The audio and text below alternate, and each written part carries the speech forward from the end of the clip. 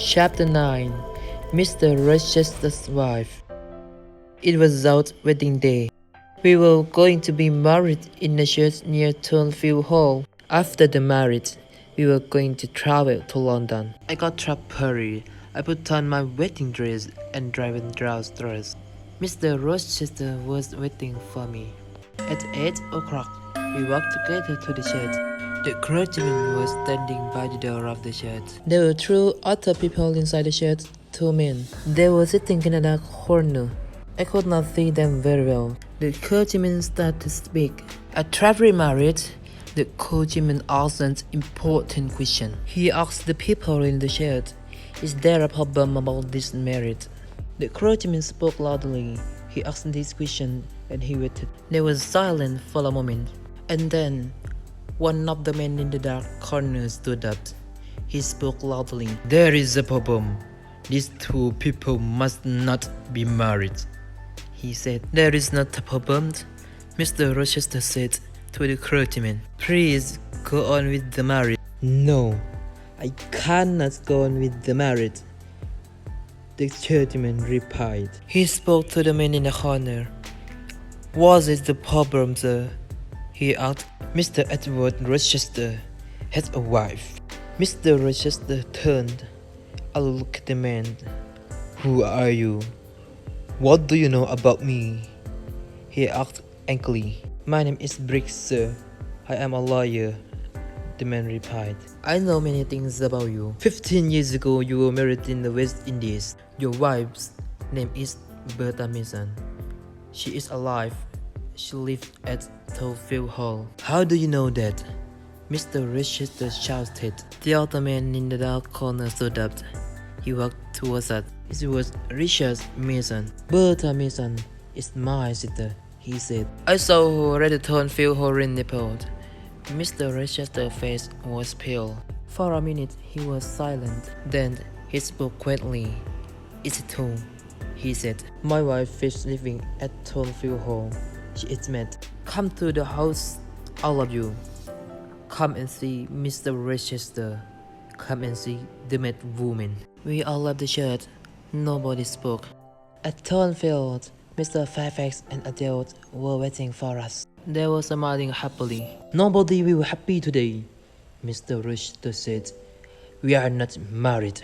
Briggs, Mr. Mason, the clergyman, and I followed Mr. Rochester.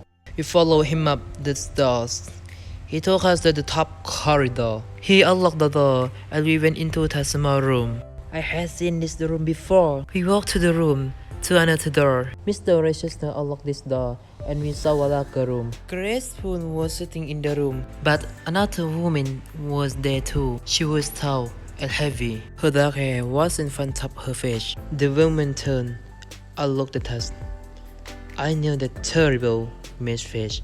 I had seen it in my bedroom 2 nights before. The maid woman saw Mr. Rochester. She screamed and she ran towards him. "Be careful, sir," Grace Poole said. The maid woman was very strong. She screamed, and she is Mr. Rochester. But Mr. Rochester held her arms. "This woman is my wife," Mr. Rochester said angrily. "I wanted to forget about her. I wanted to marry this young girl, Eyre. Was I wrong?" He was silent for a few moments. Then he spoke quietly. "Yes, I was wrong," he said. "I love Eyre, but I was wrong. Now go, all of you. I must take care of my maid wife." I went slowly downstairs. Mr. Briggs, the lawyer, spoke to me. "I am sorry for you, Miss A," he said. "You did nothing wrong. Your uncle Johnny is sorry for you too. He read your letter, and then he met Richard Mason in Madeira. Your uncle is dying, Miss Eyre. He could not come to England. He sent me here. He wanted me to stop this marriage." I did not answer.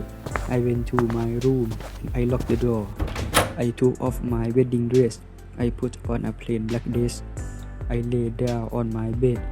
I am Jane Eyre today. I thought I will be Jane Eyre tomorrow.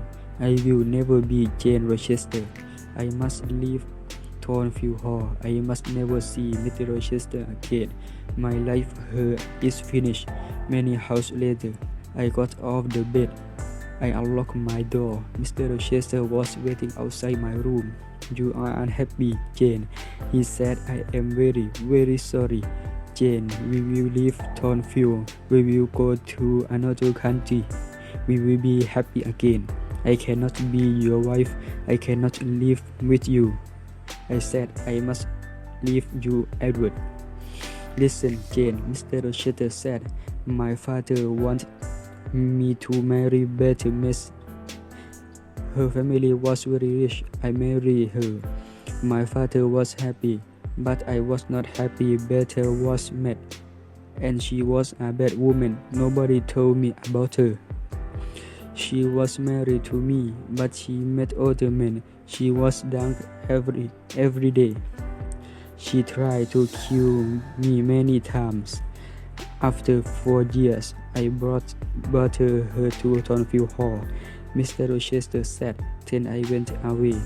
Gracepool took care of Bert. I met other women. One of them was a French singer. She was Adele's mother. Adele is my daughter, Jane. But I did not love the French singer. I did not love anybody. I came home to Thornfield Hall. Then you came here and I left you. I will always love you. Please stay with me, Jane." "No, Edward," I said. "I am going away. We will be unhappy, but we must not be together. Goodbye, Edward." "Oh, Jane, Jane, my love," Mr. Rochester said. "Don't leave me." I kissed Mr. Rochester. "God will help you, Edward," I said. Quickly, I went into my room. I put some clothes into a bag. Later, I heard Mr. Rochester go into his room. Very quickly, I went downstairs. I opened the small door at the side of the house. I left Thornfield Hall and I walked to the road. I was dark. Soon a coach came along the road. I gave all my money to the driver of the coach. I got into the coach. Many hours later, the coach stopped. It was 10 o'clock in the morning. "You must give me more money now," the driver said. "I have no more money," I said. "You have no more money? Then you must get out of the coach," the driver said. I got down onto the road. The coach moved away quickly, but I had left my bag in the coach. I looked around me. I was on a cold, empty moor. I was tired and hungry. I walked and walked. I had no money. I had no food. I walked until the evening came. At last, I lay down on the ground. I fell asleep immediately. Chapter 10. Morehouse. The next morning, I woke late. I walked along the road for many miles. It started to rain. Soon, my clothes were wet. I saw no one. I walked on the moor all day. In the evening, I was very tired again. I must sleep soon, I thought. Where shall I sleep? Then I saw a light. I walked slowly towards it. The rain was falling heavily, but I saw a house near the road. I walked up to the house. I knocked on the door. I waited, but nobody opened the door. I stood outside the house. I was very cold and very tired. I could not move. "I am going to die here," I said. Then I heard a young man's voice. The man was standing behind me. No, you will not die at Moore House, the man said. Then he unlocked the door of the house. He took me into the house. He took me into a warm sitting room. Please sit down, he said. Two pretty young women came into the room. Give this poor woman some food, Diana, the young man said. Give her some dry clothes, Mary. Then he spoke to me again. My name is St. John Rivers, he said.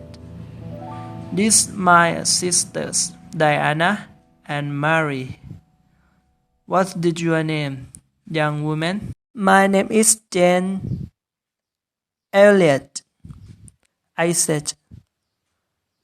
I closed my eyes.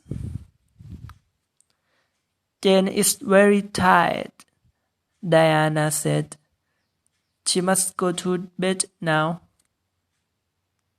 I stayed in bed at Moore House for 3 days. Diana and Mary Rivers were governesses. They were staying at Moore House for a few days. St. John, their brother, was a clergyman. They were very kind to me. Soon we were good friends. One day, St. John asked me about my life. I was a governess too, I told him. And I told him about Lowood School. But I did not tell him about Thornfield Hall. I did not tell him about Mr. Rochester. I want to work, St. John, I said. Will you help me? I have a plan, St. John said. A few miles from here, there is a village. Many of the girls in the village cannot read or write. I am going to pay for a girls' school in the village. But I must find a teacher for these girls.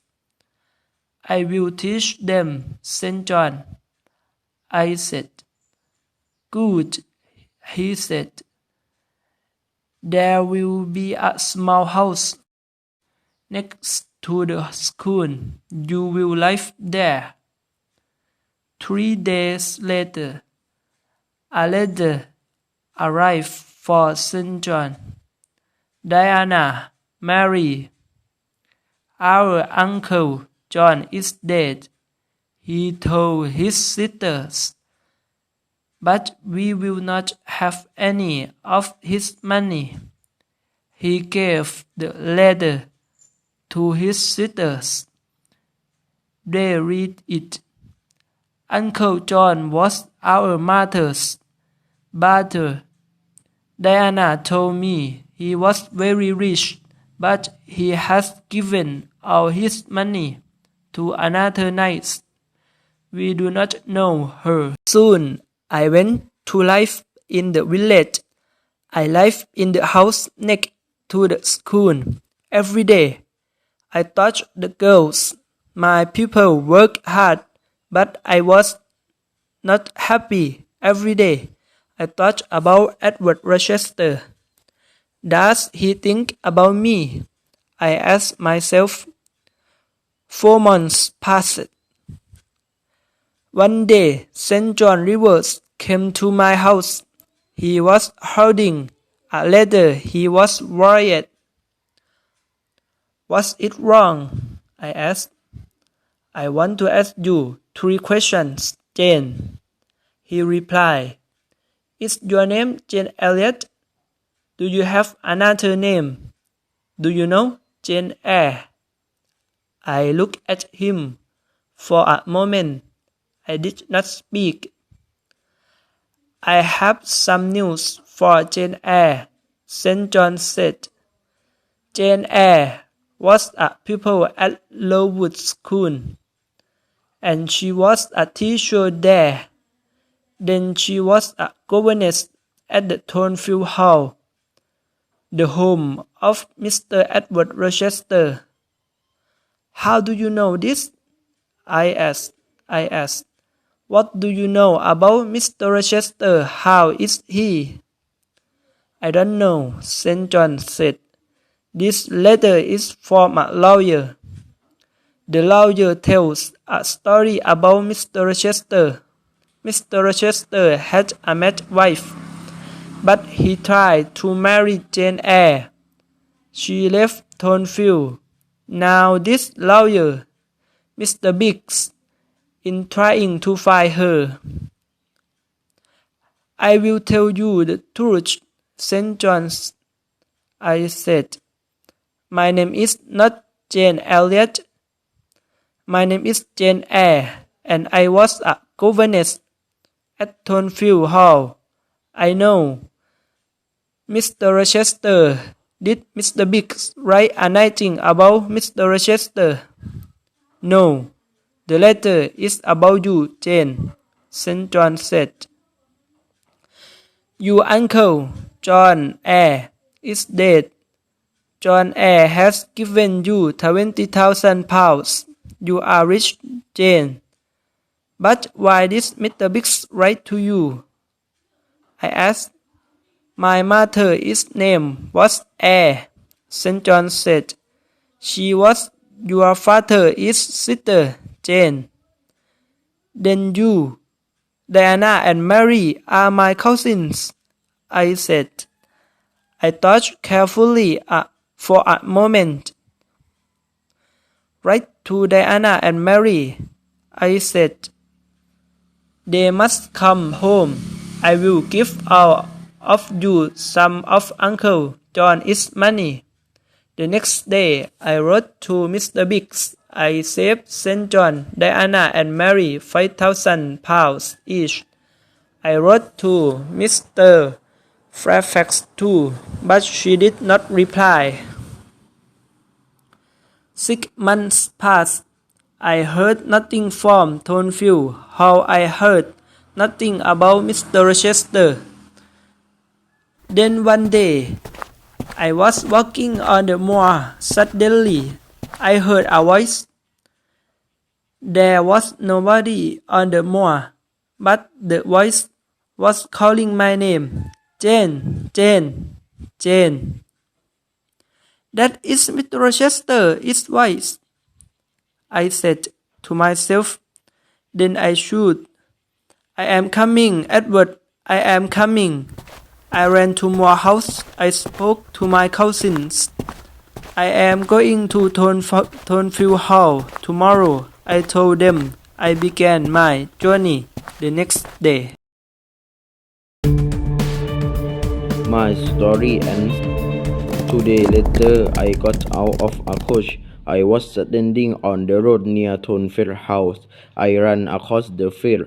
Was Mr. Rochester Thornfield was here, and then I saw the house. The house has no roof. Its walls were burned and back.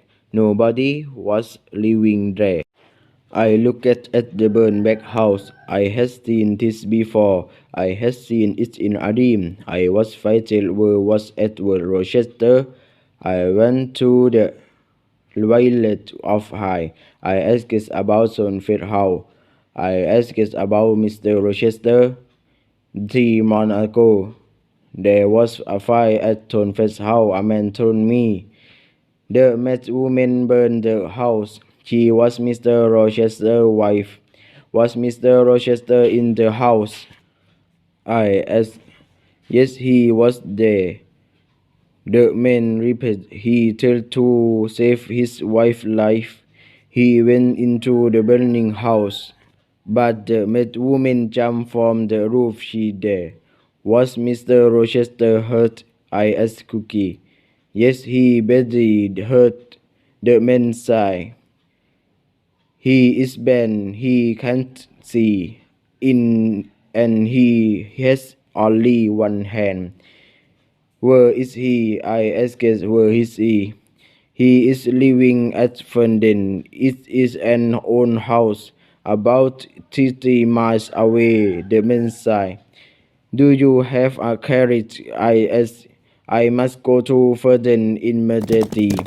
I got to the carriage near Ferdinand. I walked to the house. I knocked on the door. I went open it. I knew her. Oh, Miss Eyre, you have come. She that Mr. Rochester has been calling your name. I've been rang in another room.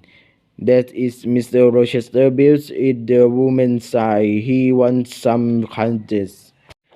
There were two candies on a table near the door. The woman lit them and she picked them up. Mr. Rochester is been, but he always burned candles in his room. In the evening, she said, give the candles to me. I said, you take them to him. I opened the door of Mr. Rochester's room. His black and white dog was standing by the fire. The dog jumped up and ran toward me. Who is there? Mr. Rochester said. Don't you know me, Edward? I asked. You don't know me. I put the cards on a table.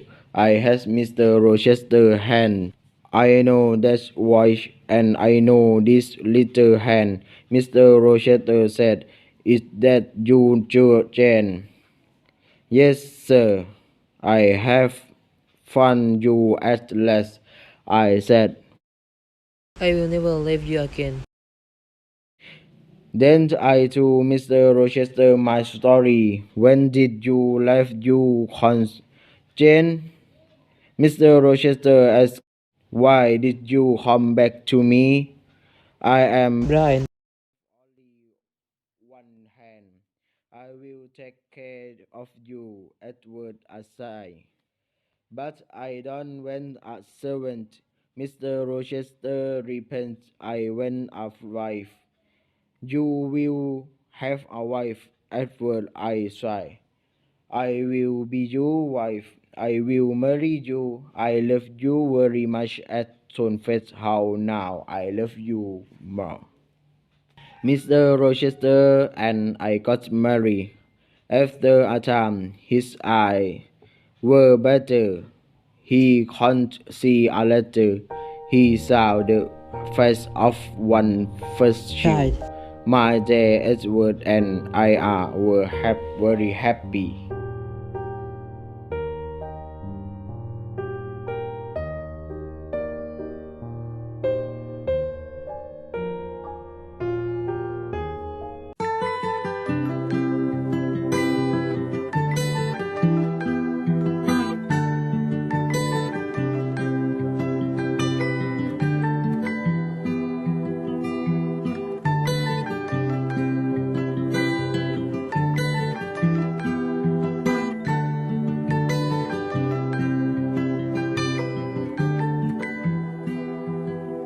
Well, you only need the light when it's burning low.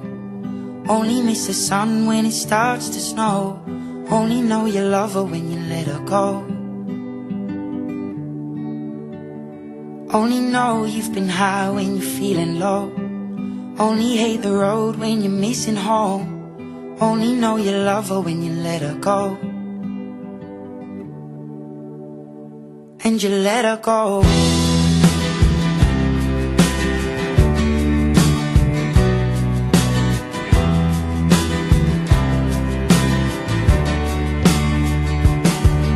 Staring at the bottom of your glass, hoping one day you'll make a dream last. But dreams come slow and they go so fast.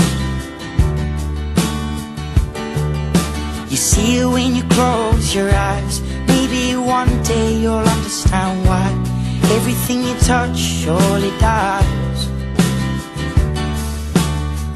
But you only need the light when it's burning low. Only miss the sun when it starts to snow.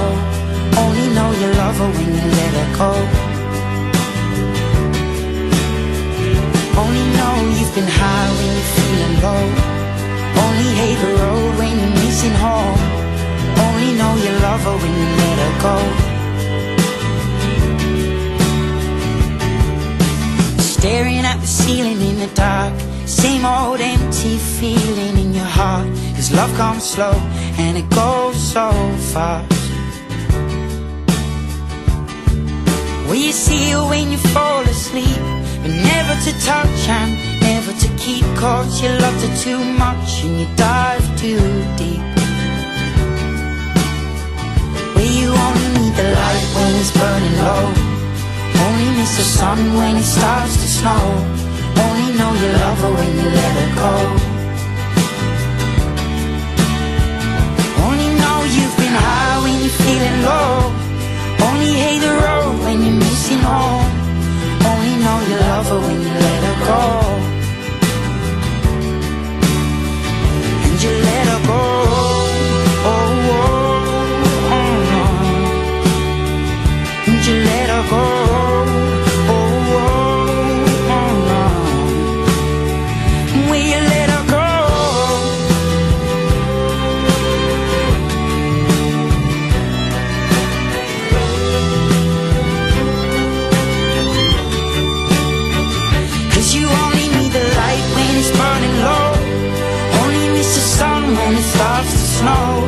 Only know you love her when you let her go.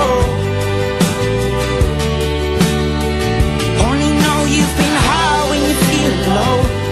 Only hate the road when you're missing home. Only know you love her when you let her go. 'Cause you only need the light when it's burning low. Only miss the sun when it starts to snow. Only know you love her when you let her go. Only know you've been high when you're feeling low. Only hate the road when you're missing home. Only know you love her when you let her go. And you let her go.